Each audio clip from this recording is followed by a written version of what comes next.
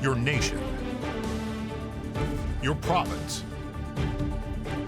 your southern Alberta. From the heart of Lethbridge, it's Bridge City News Weekend Edition. Hello, I'm Naveen Day. Thanks for joining us for a look at what made headlines this past week. Lethbridge Police Service says the city in 2024 has seen a 16% decrease in crime since 2023 and an 18% decrease in crime severity. Crime rates in Lethbridge peaked in 2019 but have seen a steady decrease year over year. 2024 saw a 24% drop since 2019 by over 4,000 incidents. There were also significant reductions in opportunistic crimes in 2024 compared to 2023. Break-and-enter crimes were down 35%, mischief by 24%, theft from motor vehicles by 35%, and theft of motor vehicles decreased by 25%. In persons crimes, there was a large drop in sexual assault cases by 38%, general assault by 12%, and robbery was down by 15% compared to 2023 rates. Property crime was once the highest rates in Canada in 2019, dropped a further 24% from last year. The court cases for 3 people in a fraud investigation have wrapped up in Lethbridge last Monday. On February 4th, Lethbridge police charged 5 people for alleged identity fraud and the forging of documents. That followed a fall 2023 investigation when LPS said hundreds of forged identity documents and equipment were seized from a North Lethbridge home.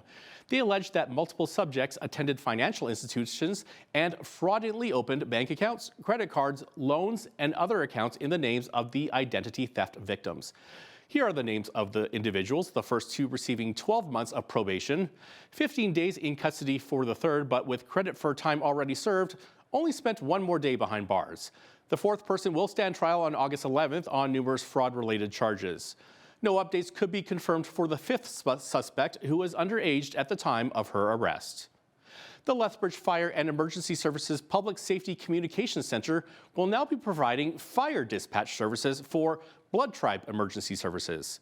The collaboration between the 2 Southern Alberta organizations was announced at a ceremony Monday. Heidi Echevarria has the story.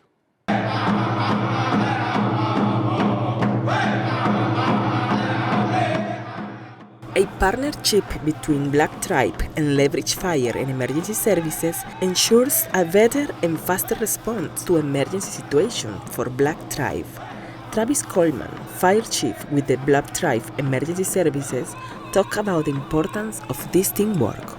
We started with our training events in Lethbridge, where we, again, just have had nothing but success with our training together. We did a professional development day where some of the LFD guys came and actually trained with us and came to our presentations that evening at the Sandman Hotel in Lethbridge there. And then ultimately just got working at it. And then it took about a year to finalize everything with TELUS and making sure the towers are all right, the radio services and everything. And yeah, signing on with PSCC has just been awesome. Another initiative that we've been working with Chief and Council is an addressing system out here. So we have a full addressing system that's just about to be unfolded. So this is where every house on Blood Tribe and every commercial building is all going to have house numbers and addresses, where this is something that we've worked towards. We want to provide the highest level of service for Blood Tribe members that we can, and this is just one of the other steps that we've taken forward to do that and provide the highest level of service for Blood Tribe. Having the departments having a common dispatch center and the ability to communicate with each other on the portable radios, I think adds a huge amount of interoperability between the departments, the ability to respond. In addition, our center is able to use and leverage the technology that we have as far as mapping and other information, data, stats, and all sorts of different tracking that we can offer through our center will only help improve emergency response for Blood Tribe. I think, just based on the historical kind of dispatching, we feel that it's a lot stronger moving forward. And again, at times we have the mutual aid with the Lethbridge Fire Department and EMS Department. So as is the case today, at times if we're not able to make it, for example, on the north end of our nation, the Lethbridge team comes in. So it just makes it that much more stronger as far as the response time. And again, the locations on the reserve being able to be that much more advanced in responding to some of the areas. And we know, we have a vast area on our nation. So, having that those descriptions as far as where people are at is so key. For Bridge City News, I'm Heidi Echavarria. After the break, the province of Alberta released its spring budget Thursday. We have a reaction to it next.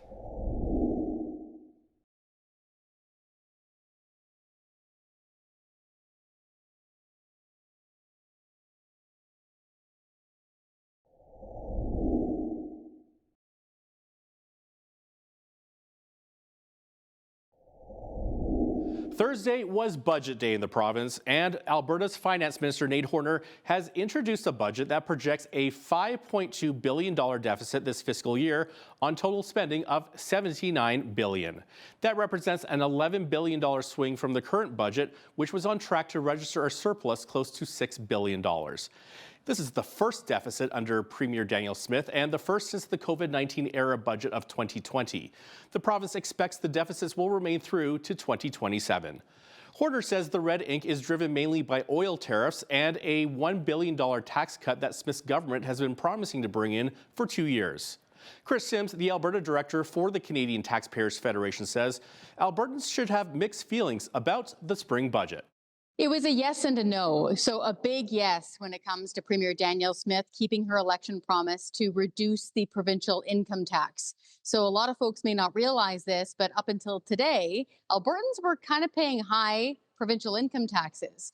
So it was at 10% if you're earning up to $140,000. So that was, covering most of the working and middle class of this province. So what they've done is they've reduced that down to 8% for the first $60,000 worth of earnings. What that means in reality is that the average Alberta worker will save around $750 per year. If you make that into a two-person working family, that's more than $1,500. I did the math, and that covers more than a month's worth of groceries for a family of 4. So these are big-time tax savings. We're really happy to see that, but this deficit is definitely causing concern. An Alberta cabinet minister says he is resigning from his post, citing concerns over procurement practices across government. Infrastructure Minister Peter Guthrie has urged Adriana LaGrange to be removed as health minister amid allegations of government arm twisting and favoritism surrounding overpriced health deals. He says the rest of cabinet doesn't share his worries. Guthrie says he'll better serve as his constituents as a backbencher by pushing Premier Daniel Smith's government to conduct itself with honesty and integrity. In a statement released Tuesday, Smith accepted Guthrie's resignation, adding, he has obviously expressed concerns regarding the allegations made by the former CEO of Alberta Health Services. As I've said repeatedly, those allegations are serious and are being fully investigated. Meanwhile, Alberta NDP leader of the opposition, Christina Gray, is calling for the resignations of both the health minister and the premier and for a judicial public inquiry. And more than 800 community peace officers from 34 large and mid-sized municipalities will immediately integrate their communications and dispatch systems with local police. The move by the Alberta government is meant to collaboratively tackle the social disorder that arises from the use of illicit drugs, including fentanyl. Minister of Public Safety and Emergency Services Mike Ellis says this initiative is part of a Team Canada approach to wane off the threat of tariffs promised by U.S. President Donald Trump, brought on by concerns of fentanyl making its way south of the border. This is an issue which is occurring both ways across this border. Prime Minister Trudeau has responded by committing 10,000 personnel that would be deployed to strengthen border protection and to combat the issue of the fentanyl crisis. Here in Alberta, we're doing our part for a strong Team Canada solution with a visible law enforcement presence to deter illegal activity. Currently, over 800 peace officers within Alberta have different authorities than police officers, and that distinction will remain in place. I will say by integrating their efforts, we can ensure all available law enforcement resources are working together under a unified command to combat fentanyl. Ellis adds the province will evaluate the effectiveness of this initiative at a later date. U.S. President Donald Trump says economy-wide tariffs will go ahead on March 4th as planned, including 25% tariffs on most Canadian goods with a lower 10% levy on energy. Trump reaffirmed the tariffs, insisting Canada hasn't done enough at the border and that illicit drugs are still pouring into the U.S. A team tasked with shoring up Canada's border with the U.S. recently joined politicians in Washington to show progress and make a final diplomatic push against import tariffs. Canadian law enforcement, Public Safety Minister David McGuinty, and Canada's fentanyl czar, Kevin Brosseau, insist they've been meeting standards set by the U.S. for a tighter border. Speaking outside the White House Thursday, McGuinty says the federal government has shown progress and has met standards for the border. We've had several days of meetings. We're going to continue for the next several days, meeting with different individuals in the American administration, elected officials, senators, congresswomen, congressmen, counterpart organizations like the FBI, the Drug Enforcement Administration, and we're sharing the efforts that have been undertaken by Canada and Canadians to make that strong border stronger. The evidence is irrefutable. The progress is being made. In my view, any test that was put on this country, on Canada, in terms of showing progress and meeting standards for the border, I believe those have been met. As we care about, as the minister said, ensuring a strong border, continuing that strong border, as well as the safety of our communities. Now, over the last several weeks, you've heard a lot about tariff threats from a Canadian perspective, but we also want to show you the American perspective. There are, however, our closest ally and our biggest trading partner. I sat down with our foreign affairs correspondent, Lisa Daftari, to hear her thoughts. Lisa, the latest Canadian commodity that faces the threat of 25% tariffs is our country's lumber.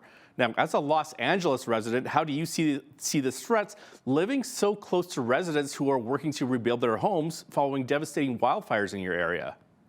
Yeah, there's a debate. Look, it's like everything else that Donald Trump puts forth, right? What those who love him understand that this is, what he's attempting to do, or will try to at least try to make sense of it. And there was a lot of debate among people who study this day in and day out. And of course, they're anti-tariff. That is not the way to keep markets free and flowing and organic, obviously.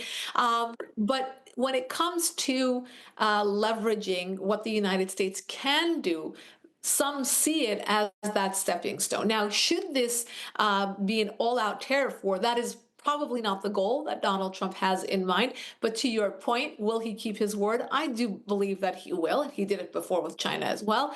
But the goal being that he won't have to go that far. U.S. President Donald Trump says he wants to see the Keystone XL pipeline built. He says the pipeline expansion would have sent more oil sands crude to the U.S. Gulf Coast, adding it would get, quote, easy approvals and an almost immediate start if it's revived. While Alberta Premier Daniel Smith says the project should have never been canceled, the owner of the existing Keystone system says the company has moved on from the expansion plan.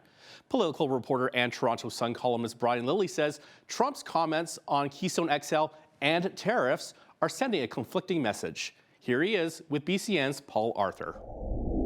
Around 3 or 4 in the afternoon, he's saying, the tariffs are definitely coming for Canada and for Mexico, 25% tariffs. They've treated us horribly. We shouldn't accept this anymore. A few hours later, he goes on Truth Social. So that the first statement about the tariffs, that was at a White House news conference with French President Emmanuel Macron. And then hours later on Truth Social, he writes, I was just kind of thinking. And then goes on about how Keystone XL has to come back.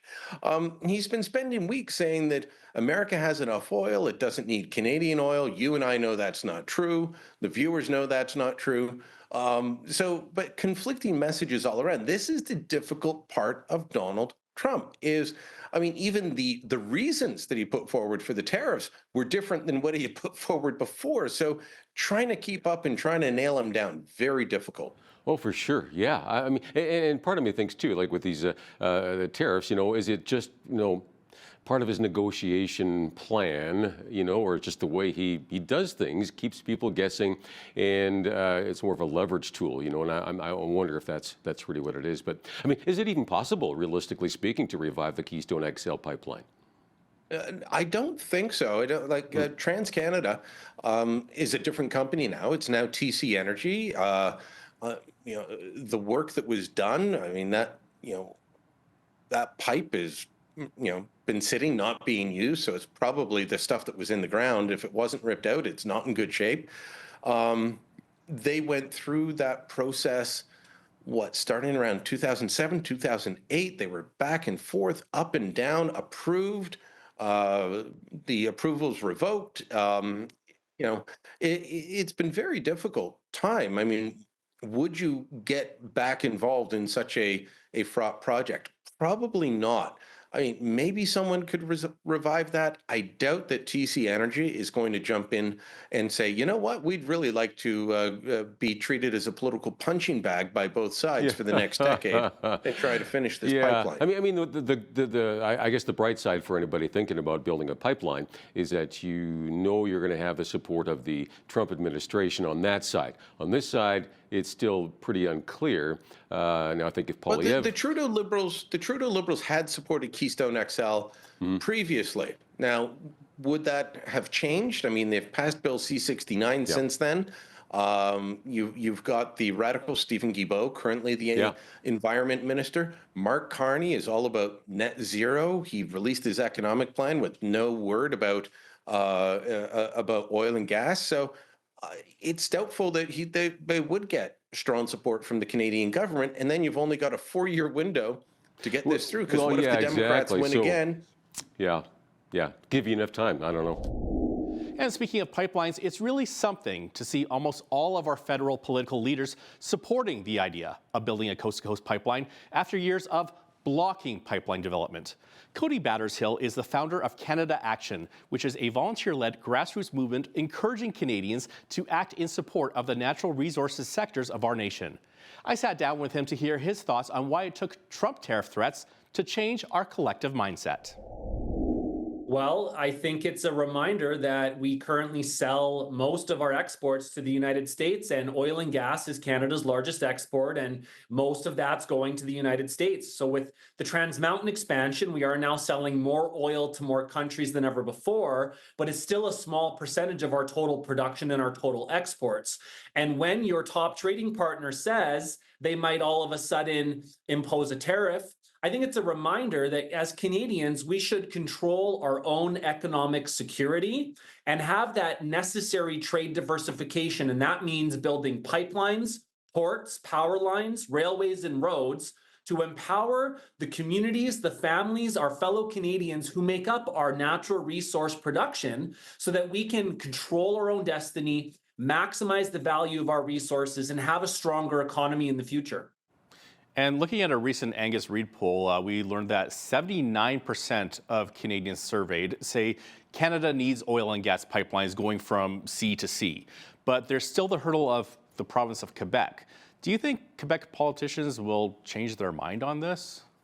I think we've seen a lot of movement. And I think over the years, over the last 10 to 15 years, Canada Action and many of your listeners, many of your viewers today have been strong proponents for a strong resource sector to underpin our quality of life. Now we're seeing more provinces, more of our fellow Canadians recognize that.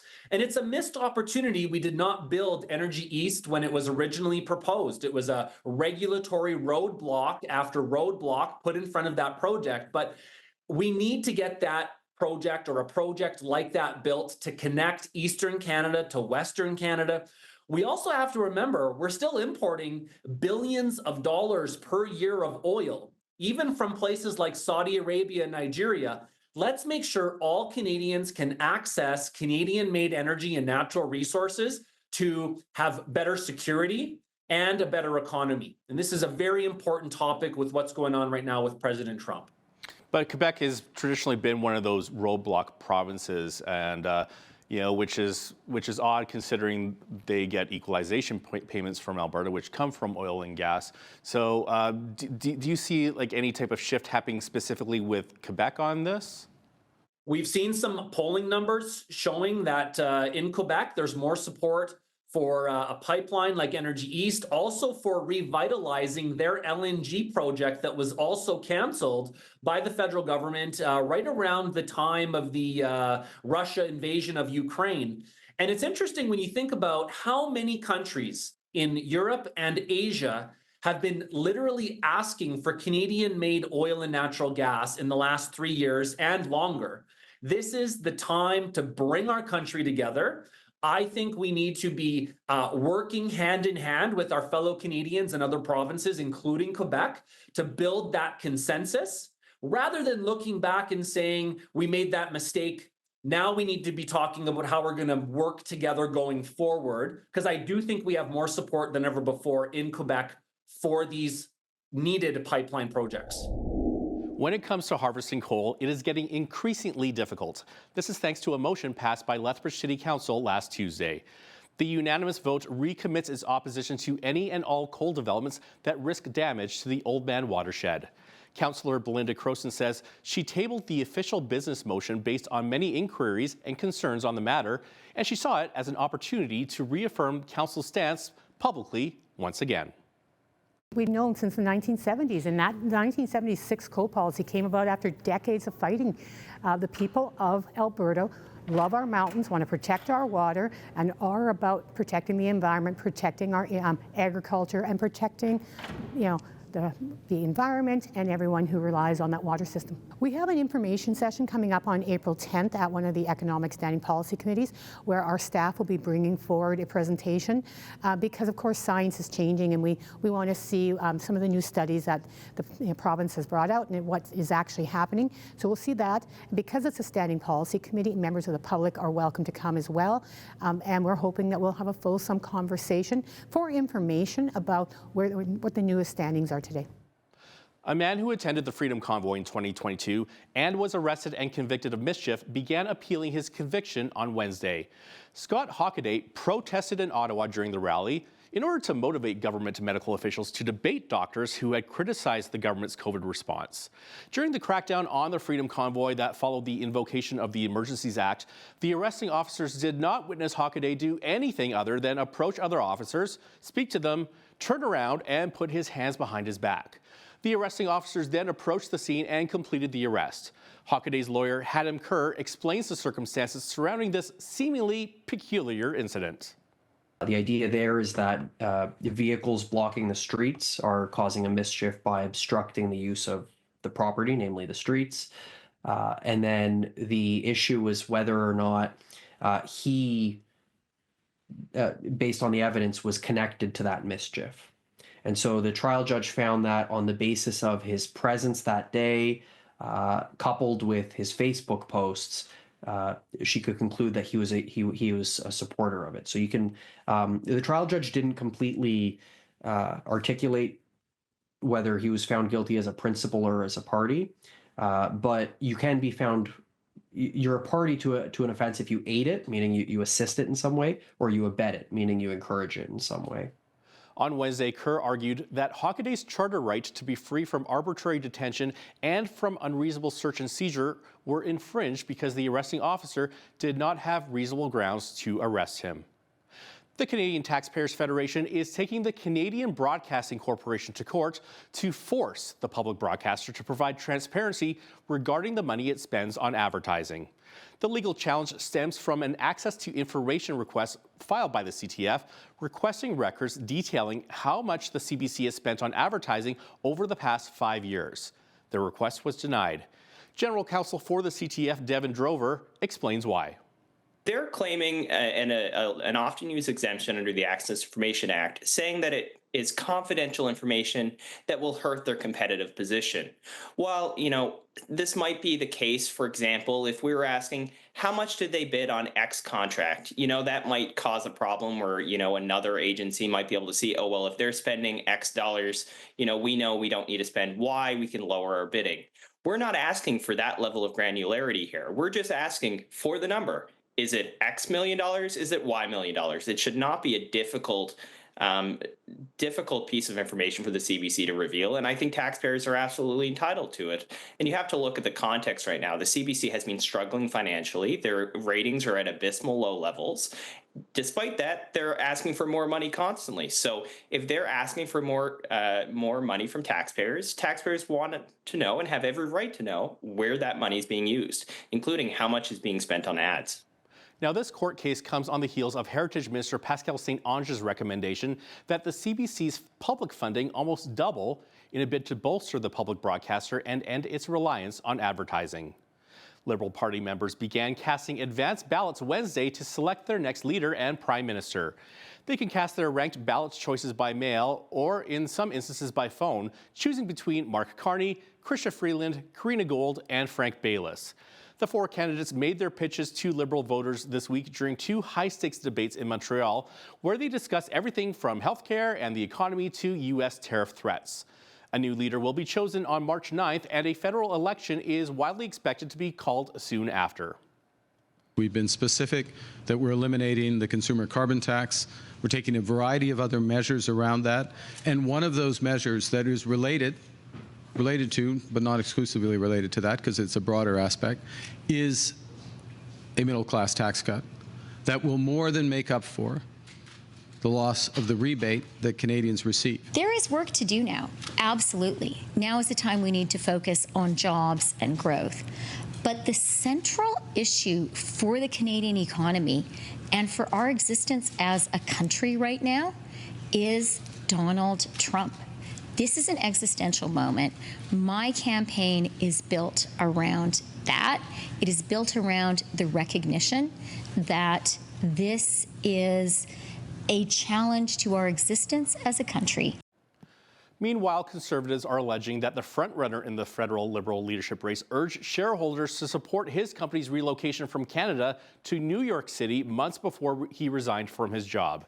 They are also accusing Mark Carney of being untruthful about when he resigned from the board of Brookfield Asset Management. Wednesday, both Conservative leader Pierre Poilievre and Conservative MP Michael Barrett took to social media to say that Carney lied about having nothing to do with Brookfield moving their headquarters out of Canada to the U.S. On his X account, Poilievre said, quote, "Documents show he chaired the board meeting that unanimously determined the move, taking jobs away from Canadians. His name is on the letter urging shareholders to approve the move. Why did Mark Carney lie about his decision to sell out Canadian jobs?" End quote. Barrett says Carney was chair of Brookfield's board when they unanimously voted to move their headquarters to the States and posted the letter Carney wrote to shareholders urging them to approve the move. Carney, however, claims he had already left the company when the move happened. Coming up after the break, BCN's Paul Arthur talks with realtor Anne French with Grassroots Realty about the booming real estate market in southern Alberta and what is causing the rise of house prices. And if you're watching us online, that full interview is available on our YouTube channel.